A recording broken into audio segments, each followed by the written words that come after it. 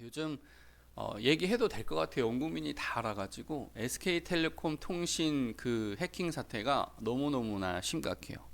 적게는 2,300만, 많으면 알뜰폰까지 2,500만의 그 개인 정보들이 유출돼서 이거 내 핸드폰으로 이거 사용하다가 괜히 이제 통장 비밀번호나 이런 계좌번호 이런 거 다 유출되는 거 아닌가, 그런 공포심이 많고, 저도 만약에 SK텔레콤 가입자였다면 상당히 가슴이 떨렸을 것 같아요.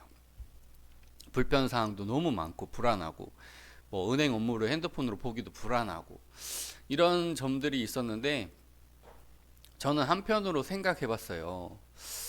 이 SK텔레콤의 보안 담당 책임자는 얼마나 지금 마음이 힘들까? 그 해킹 사건이 일어나기 전에는 나 SK텔레콤 직원이라고, 나 꽤 높은 뭐 팀장 정도의 직급이 있다고 얼마나 그냥 떵떵거리면서 행복하게 살았는데, 갑자기 하루아침에 이 해킹이 터지니까, 제가 알아보니까 이 SK텔레콤의 보안 담당 책임자는 임원급이 아니랍니다. 팀장급이래요. 그러니까 자기 의견이 막 이렇게 회사에 개진되지도 못해요. 그러니까 자기 할 수 있는 것도 별로 없어요. 근데 어쨌든 그런 사건이 터지고 나니까, 나는 야, 이거 해고는 물론이거니와 이거 배상 책임 내가 이거 감당할 수가 없는데, 그런 엄청난 압박감이 있을 것 같아요. 그러니까 그 전까지는 아무 문제 없이 살다가 그냥 빵 하고 터지니까, 나는 해고뿐만 아니라 이거 어떻게 내가 퇴직금도 다 반납해야 되는 거야? 뭐야? 이러한 생각이 들 것 같아요. 그러면서 저는 그 보안 담당 책임하고 있는 그 사람이 불쌍해지기 시작했어요. 어, 나쁜 생각하지 않기를, 자살 같은 거 하지 않기를. 그래서 그 사람도 최선을 다해 하루하루를 살고, 후임자가 오기까지 자기가 최선을 다해서 사태 수습에 매일매일 정말 주말을 반납하고 열심히 살아야 하는 거예요. 그렇게 열심히 사는 게 좋지, 정말 내가 영원히 용서받지 못할 것처럼 삶을 비관하면 안 됩니다. 왜냐하면 사람은 누구나 다 실수하고 우리는 다 용서받아야 되는 죄인이기 때문이에요. 네. 그래서 이러한 용서가 필요한데요. 오늘 본문도 그러합니다. 그런데 배경에 대해서 먼저 말씀을 드리면, 바울이 로마에 갇혔어요. 예루살렘에 와가지고 이제 정결 예식에 참여하고 있다가 어떠한 나쁜 사람들에 의해서 모함을 받고 이렇게 체포가 되었어요. 체포된 다음에 바울이 생각하기를, 내가 로마에 가서 복음을 전해야겠다. 그러면 자신이 로마 시민권자이기 때문에 이 로마의 시민권을 이용해서 로마 황제에게 이 사건을 재판을 걸므로 로마로 이송이 돼요. 그 이야기는 하고 나면 설교 한 편이 나오니까, 어쨌든 바울이 어떻게 우여곡절 끝에 로마에 도착했습니다. 그런데 이 로마에 누가 있었냐면 오네시모라는 사람이 있었어요. 이 오네시모라는 사람은 종이었는데 빌레몬이라는 그 목회자의 집에서 도망친 겁니다. 아니, 무슨 목사님 집에 종이 있어요? 그 당시엔 그랬어요. 2000년 전에는. 이 노예 제도라고 하는 것이 아무것도 가진 게 없고 먹을 것도 없고 어디 집도 없고 뭐 아무것도 먹을 것도 없는 그런 사람이 있는데, 주인이 그 사람을 집에 들이는 거예요. 그래서 설거지도 하고 허드렛 일도 하고 심부름도 하고, 그런 심부름하고 이런 수고를 이제 먹고 자고를 해결해 주는 거죠. 그 수고를 늘 그 먹을 것을 제공해 주고 잠잘 수 있는 공간을 마련해 주고, 그것에 대한 대가로 노예제도가 성립이 되고 있었던 겁니다.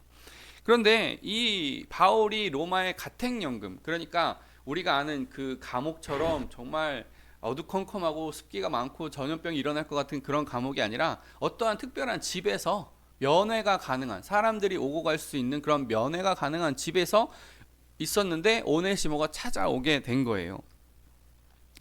자, 그런데 이 노예제도에 대해서 조금 더 설명을 드리면, 우리가 십자가 형벌을 생각하면 십자가 형벌은 폭동, 반역, 그리고 도망간 노예에게 하는 형벌이에요. 십자가가. 그래서 도망간 노예에게 십자가형을 한다는 것은 일하기를 싫어하는 그 손, 도망가는 발, 거기에 못을 박는 겁니다. 도망간 노예에게 십자가 형벌의 의미를 살펴보면 그렇다는 거예요. 그래서 노예가 도망을 갔는데, 이 오네시모라는 사람이 도망을 갔는데 무려 2000km를 도망을 갔어요. 뭐 놀라지도 않으시죠? 근데 마라도에서 출발해서 이제 전남과 전북 쭉 서울을 지나서 평양을 지나서 우리가 역사책에서 봤던 요동을 지나서 이렇게 쭉 돌아온 다음에 대만이 여기 있으면 여기에 난징이 있거든요. 거기가 2000km예요. 걸어서 5개월, 해로로, 그러니까 바다로 2개월 정도가 걸린대요. 제가 그 20살 때 이렇게 중국 여행을 다녀본 적이 있거든요. 비행기로 안 가고 배 타고 왔다 갔다 하는 걸로 최고 저렴한 걸로 갔다 왔어요. 그런데 참 귀한 경험이었던 것 같아요. 하루 반나절 정도 이 인천에서 청도로 넘어가거든요. 할 수 있는 게 아무것도 없어요. 그냥 한 평 정도 되는 조그마한 그 공간에 누워 있는 거예요. 근데 배가 이렇게 둥실둥실둥실 이렇게 가니까 멀미도 나고 아무것도 할 수 없어요. 그래서 초코파이 2개만 딱 놓고, 예, 그때 당시 아는 형 이름이 이결인데, 결이 형 언제까지 가야 돼? 하루 남았어. 그래. 너무 지루한 거예요. 배에서 가만히 누워가지고 멀미 나니까 가만히 누워가지고 하루 반나절 정도 중국으로 넘어가는데도 그렇게 힘들어요. 그런데 2개월 또 아무리 먼 길이니까 배로 갔다고 쳐도 그게 다 돛담배잖아요. 디젤 배도 아니잖아요. 돛담배인데 2개월을 이렇게 갔다고 생각해 보세요. 얼마나 힘들겠어요. 그런데 왜 이 오네시모가 로마로 갔느냐? 로마는요, 인구 100만의 도시였어요. 2000년 전에 인구 100만. 어마어마하게 많은 사람들이 있고 노예가 숨어들기 좋은 도시예요. 이 곳에서 적선을 하든 뭐를 하든 일을 하든 해야지, 어디 다른 데 가면 참 이게 신분도 탄로나고 힘들어요. 그러니까 로마까지 간 겁니다. 거기서 이제 바울이 이제 오네시모를 본 거죠. 그리고 나서 오네시모는 바울에게 복음을 다시 듣고 성경을 다시 배웁니다. 그리고 나서 바울이 이 오네시모를 빌레몬 자기 주인에게 돌려보내야겠다라는 생각을 하게 돼요. 그래서 오늘 이 빌레몬서가 이제 쓰여지는데요. 먼저 바울은 은혜와 평강이 너희에게 있을지어다 이렇게 축복하는 그런 인사를 합니다. 그리고 빌레몬의 믿음을 칭찬해요. 어떻게 칭찬하느냐? 야, 너의 섬김이 이 온 지역, 골로새 지역에 많이 퍼져서 수많은 사람들이 감동하고 감사해서 그 감동과 감사가 흘러 넘쳐서 교회가 세워지기까지 했으니 너의 믿음 정말 대단하다. 이렇게 칭찬을 해줘요. 그런데 여러분 항상 기억하세요. 공짜 밥은 거의 없어요. 공짜 밥은 거의 없어요. 정말. 그리고 칭찬이 나왔다. 그러면 뒤이어서 부탁이 나오겠구나. 그렇게 예상하면 됩니다. 자, 이어지는 본문 8에서 10절 말씀. 이러므로 내가 그리스도 안에서 아주 담대하게 내게 마땅한 일로 명할 수도 있으나 도리어 사랑으로서 간구하노라. 나이가 많은 나 바울은 지금 또 예수 그리스도를 위하여 갇힌 자 되어 갇힌 중에 낳은 아들 오네시모를 위하여 내게 간구하노라. 바울이요, 갑자기 나이 타령을 하고 있어요. 나 나이가 많아. 나이가 많다고. 이게 무슨 말이냐면 너가 나의 부탁을 좀 들어줬으면 좋겠어, 이런 말입니다. 제가 서울에서 공부할 때 구로구에서 광진구로 학교를 다녔거든요. 이제 느낌이 어떤 거냐면 군산 끝에서 끝으로 학교를 다녔다고 보시면 돼요. 거의 서울 끝에서 거의 서울 끝으로 학교를 다닌 거예요. 집에서 마을버스 타가지고 15분에서 20분 간 다음에 개봉역, 이름도 그렇게 막 썩 뭐 잠실이나 그런 역이 아니잖아요. 개봉역에서 출발해가지고 쭉 올라가서 1호선이 가장 나이가 많이 든 이 전철이거든요. 쭉 올라가서 종로 3가에서 내려서 갈아타면 5호선 타고 쭉 내려오는데 1시간 반 걸려요. 학교 도착하는데 1시간 반 걸리는데 저는요 거의 자리를 다 양보했어요. 종로 3가에서 빈자리가 와장창 이렇게 나오거든요. 5호선 갈아탈 때. 그러니까 1시간 정도는 거의 서서 갔어요. 할머니 할아버지가 계시면 자리 양보하는 건 당연하지만 저보다 15살 20살 정도만 많은 그런 중년 여성분에게도 자리를 다 양보했어요. 그러니까 1시간씩 자리를 양보하고 겨우 종로 3가에서 앉아서 가는 거예요.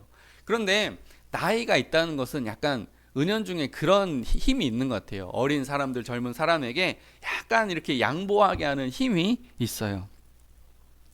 그리고 이제 말씀이 진행되는데 8절에 내가 내게 명령할 수 있으나 이런 말이 등장해요. 갑자기 태세가 전환이 돼요. 처음에는 나 나이가 많아, 나 힘들어, 네가 내 말 들어줘야 돼, 이런 태도를 가다가 갑자기 내가 너에게 명령할 수도 있어, 이렇게 얘기를 하는 거예요. 이게 갑자기 태도가 전환되죠.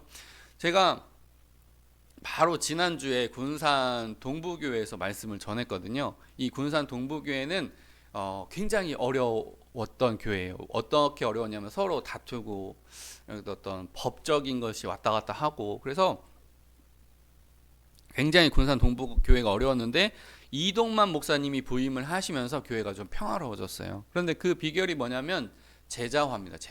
제자화는 다른 게 아니라 평일에 7명씩 8명씩 자리에 앉아서 성경 공부하는 거예요. 계속.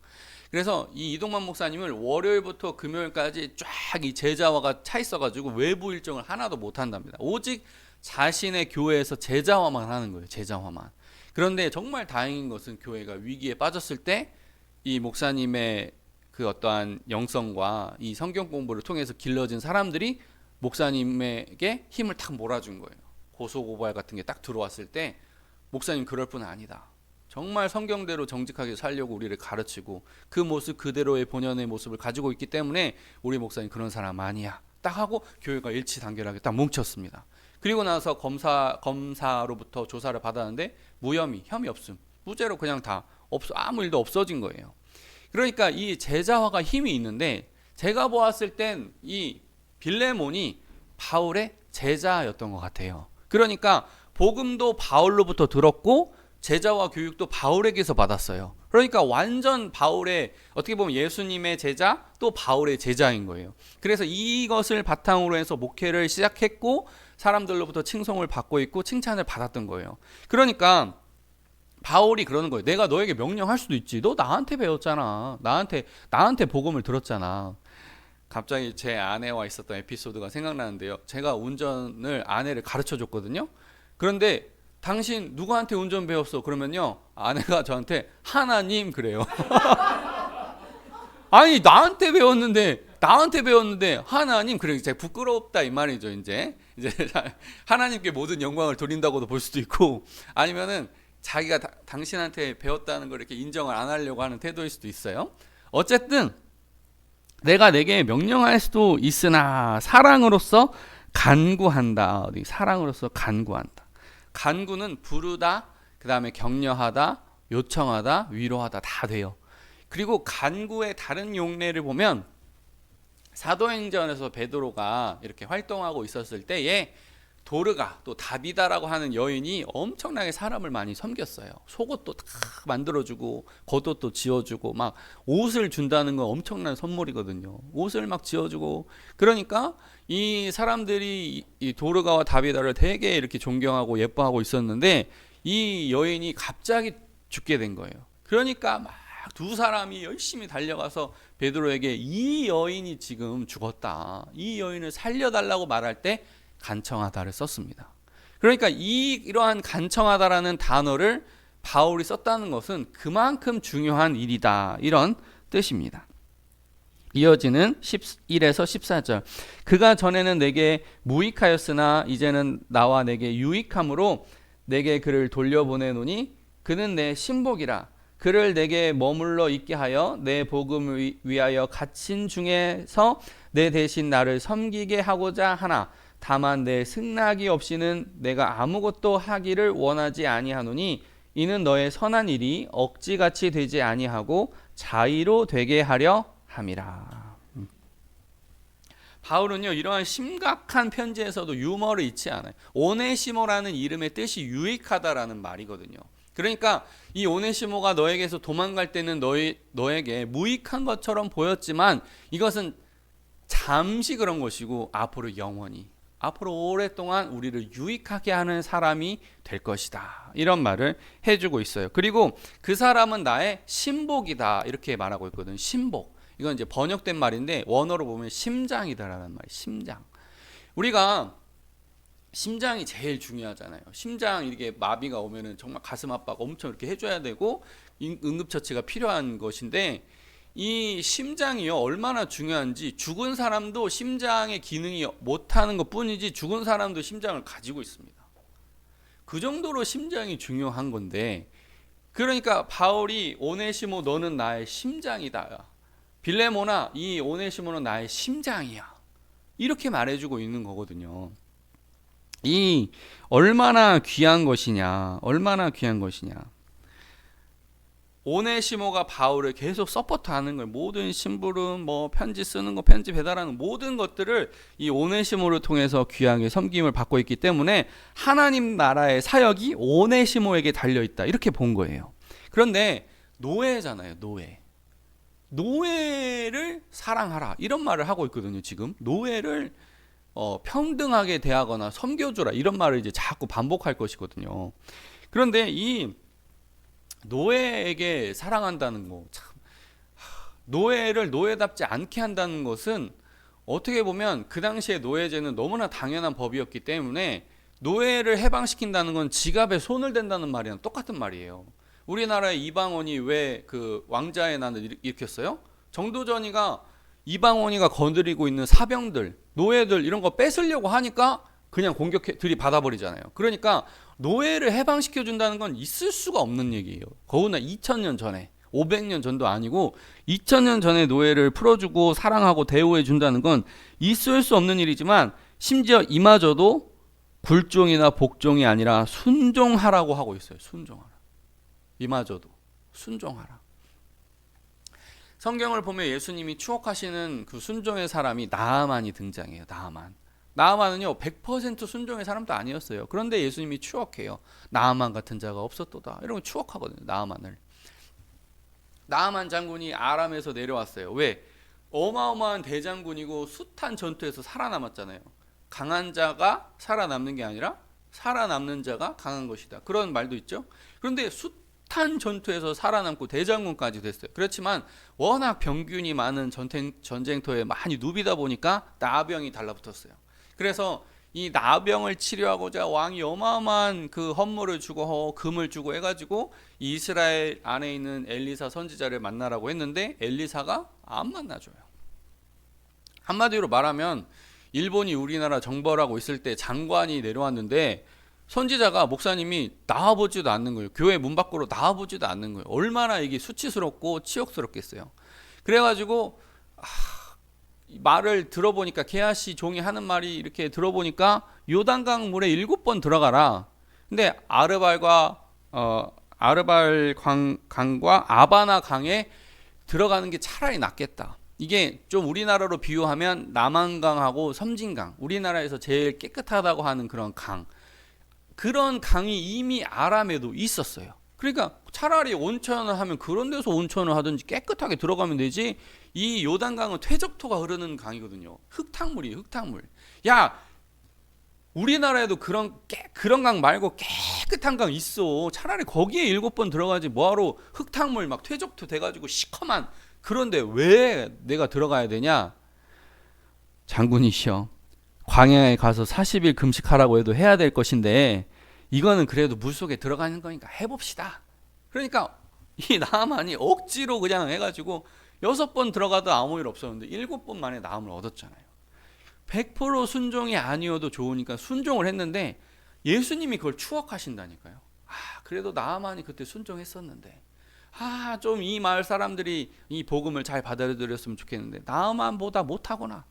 그러니까 우리는 이 하나님의 말씀이 잘 이해가 안 돼도 순종하면 복을 받는 줄로 믿습니다. 이어지는 본문 15에서 17절. 아마 그가 잠시 떠나게 된 것은 너로 하여금 그를 영원히 두게 함이니 이후로는 종과 같이 대하지 아니하고 종 이상으로 곧 사랑받는 형제로 둘 자라. 내게 특별히 그러하거든 하물며 육신과 주 안에서 상관된 내게랴.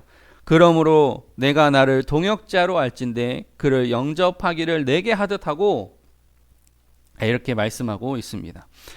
바둑을 두면 어떠한 목적을 이루기 위해서 미리 깔아둔 돌을 포석이라고 그래요. 이쪽 예를 들면 왼쪽 하단의 집을 형성하기 위해서 중간서부터 이렇게 돌을 놔버리는 거예요. 한 이쪽 땅을 내가 완전히 차지하고 싶어. 그러면은 중간에서부터 또도도독 놔가지고 여기서 수싸움을 유리하게 가져가는 거예요. 그렇게 놓는 걸 포석이라고 하는데 바울이 이 글에서 포석을 정교하게 놓고 있어요. 이제 나중에 가면 더 정교하게 나오는데 어쨌든 이 오네시모는 그냥 사람이 아니고 너의 동역자고 심지어 나를 대하듯이 해줬으면 좋겠어. 네가 나를 스승이라고 여기지 오네시모를 너의 스승이라고 여겨줬으면 좋겠어. 말도 안 돼요. 말도 안 돼. 그렇지만 어쨌든 사랑받는 형제로 알라라고 말씀하고 있어요. 그런데 저는 여기서 오네시모의 입장도 한번 생각해 봤어요. 오네시모의 입장. 자, 오네시모가 도망쳐서 왔어요. 로마에. 그리고 나서 바울이 다시 골로새 교회로 보내요. 빌레몬에게로 보내요. 보내는데 여기서 발이 빠른 두기고와 함께 보내요. 편지. 그러니까 두기고하고 오네시모하고 편지가 함께 가는 거예요. 그래가지고 도착을 했는데 오네시모 입장에서는 벌써 2000km를 갔잖아요. 감옥에서 함께 이렇게 바울과 함께 사역하고 있는데 여기서 다시 골로새로 가야 되면 아까 몇천 킬로라고 했죠? 2000km. 2000km 더하기 곱하기 2는 4000km. 용서 받으러 가다가 죽어요.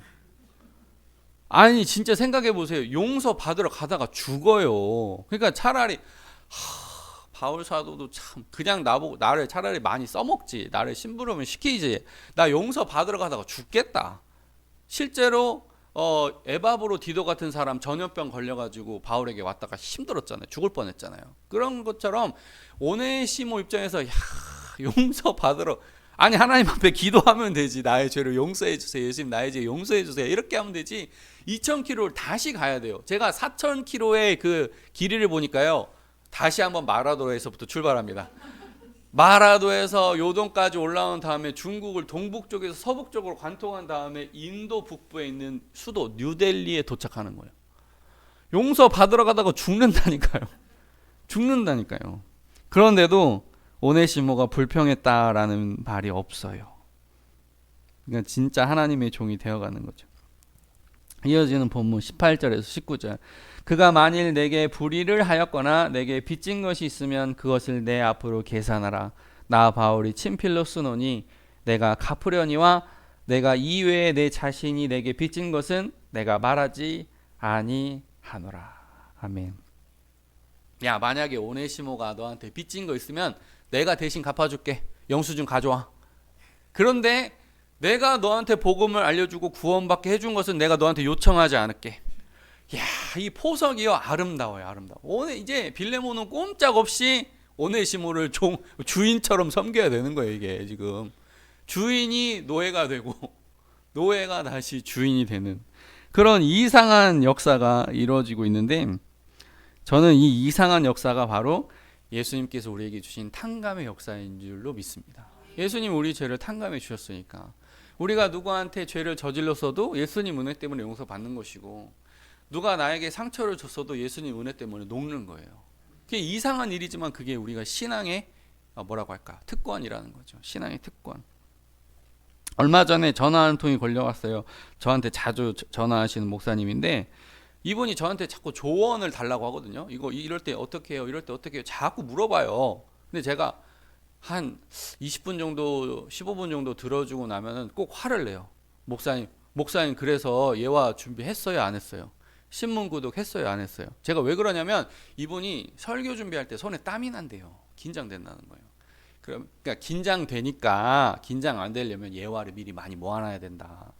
성경하고 성경 해석은 우리가 돈을 주고 구매하거나 조금 시간을 투자하면 되지만은 예화를 예를 들면 예화는 기역부터 희역까지 희생, 헌신, 희락, 사랑, 부모님의 사랑, 헌신, 그다음에 말씀, 보람 계속 모아야 되거든요. 계속 모아야 돼요. 이게 끊임없이 모아야 돼요. 왜냐하면 그런 거예요. 목사님들도 자기 개발을 계속해서 새롭고 좀 신선한 말씀을 중간중간에 이렇게 들려줄 수 있으면 더 좋은 거예요. 근데 이 작업이 안 되고 포기한 목사님들이 많아요. 그냥 그때그때 막 쓰시는 분들이 많아요.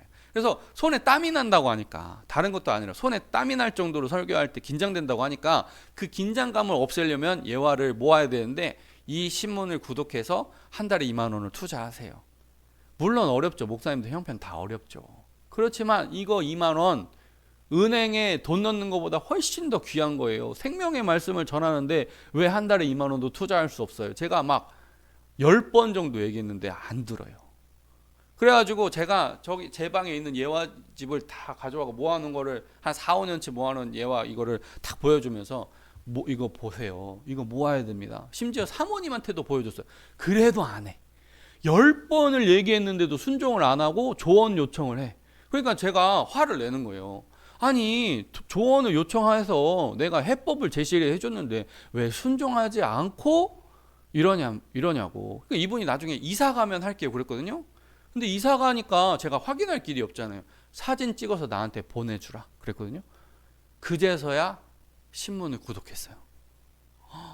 와, 한 2년을 얘기했는데 그날 성취가 됐는데, 저는 그 순간 기쁨이 왔어요. 아, 이분 훌륭한 목사님 되겠다. 이제부터 4년 5년만 딱 예화 모아가지고 성경 공부 조금만 열심히 하면 손에 땀 나는 거 다 사라지고 자유롭게 말씀 전하는 목사님이 되겠다 하면서 축복하는 카톡을 남겼습니다. 그러니까 제가 무슨 얘기 하다가 이렇게 왔을까요? 그러니까 순종이 중요한 거죠. 순종이 중요하고 시작이 반인 거죠. 나머지는 하나님께서 채워주실 줄로 믿습니다. 자, 그럼 이제 지금까지 빌레몬서가 어떤 내용인지 알겠죠? 종을 형제로 두라는 거예요. 심지어 스승처럼 섬기라는 거예요. 어려운 건데, 이러한 말씀의 감동을 받아서 세계사가 변화된 것이 2번 크게 있어. 3번인데 오늘 2개만 좀 소개를 드리면, 첫 번째는 윌리엄 윌버포스, 19세기 영국에 있었던 윌리엄 윌버포스입니다. 이 사람은 영국이 아프리카에서 사람들을 잡아다가 유럽으로 어디로 막 다 노예를 팔아먹었어요. 이것이 나쁘다고 생각했어요. 그래서 이 일을 위해서 국회의원으로서 26년간을 투쟁했어요. 국회에서 노예무역 그만해야 됩니다. 여러분, 양심이 있으면 성경을 읽어보십시오. 이런 일 당장 그만해야 됩니다. 왜 영국이 하나님을 섬기는 나라인데 왜 사람을 주고 팝니까? 근데 26년이나 걸렸다는 것은 뭐예요? 25년 동안 그 법이 제정이 안 됐다는 거죠. 그래서 막 비웃었어요. 야, 이 노예무역하면 돈을 얼마나 많이 버는데 저 사람 저 미쳤다고. 우리가 영국이 이걸로 금을 얼마나 지금 모아들이는데 이걸 못하게 하냐고, 저 바보라고 놀리고, 처음에는 그래 당신 말이 맞아요 하고 했던 동료들도 뒤돌아서고, 그런 일을 25년을 겪었다는 거예요. 그런데 26년이 되는 그 어떤 해, 어떤 날, 결국에 노예무역 폐지 법안이 통과가 되었습니다. 그때 그는 무릎을 꿇고 이 영광은 내 것이 아니라 하나님의 것입니다. 한 가지 또 있습니다. 미국의 마틴 루터킹 주니어 목사님이 있었는데, 이분은 흑인으로 자라셨기 때문에 식당에서, 학교에서, 병원에서 다 무시당하는 거예요. 그런 거 있잖아요. 요즘엔 뭐 노키즈존이라고 해서 애기들 오지 마라 그런 거 있잖아요. 근데 그 당시에 미국에는 흑인 출입 금지 이런 게 쓰여 있는 거예요. 얼마나, 그러니까 그 앞에서 눈물을 흘리겠어요. 1963년 8월 28일 링컨 기념관 앞에서 25만 명이 운집했고, 그 유명한 I have a dream이 선언됩니다. 저는 이거를 16분짜리이기 때문에 한번 들어봤거든요. 들어봤는데 중간중간에 아멘 그러는 거예요. 이 연설문이에요. 연설문인데 누구는 그날 설교처럼 듣고 있었다는 거예요. 하나님의 말씀으로 듣고 있었다는 거예요. 누군가. 워낙 길기 때문에 제가 요약하면, 나에게는 꿈이 있습니다. 언젠가 미국이 모든 사람을 피부색이 아니라 인격으로 판단하는 나라가 될 것입니다. 나에게는 꿈이 있습니다. 언젠가 흑인과 백인이 함께 형제처럼 손을 잡고 걸을 수 있는 날이 올 것입니다. 나에게는 꿈이 있습니다. 우리 아이들이 차별받지 않고 자유롭게 살아갈 수 있는 세상이 올 것입니다. 그리고 우리는 드디어 자유를 얻었다고 노래할 것입니다. 빌레몬서는 한 장밖에 안 되는 짧은 성경입니다. 그러나 이 한 장밖에 안 되는 짧은 성경을 통해서 누군가는 하나님의 감동을 받고 그 역사를 바꾸려고 노력한 사람이 있었다는 거예요. 그 사람이 역사를 바꾸고 하나님의 나라를 이 땅 가운데로 이끌어 왔습니다. 부족하지만 저와 여러분들이 그러한 일을 해내실 수 있게 되기를 주님의 이름으로 축복합니다. 기도하겠습니다.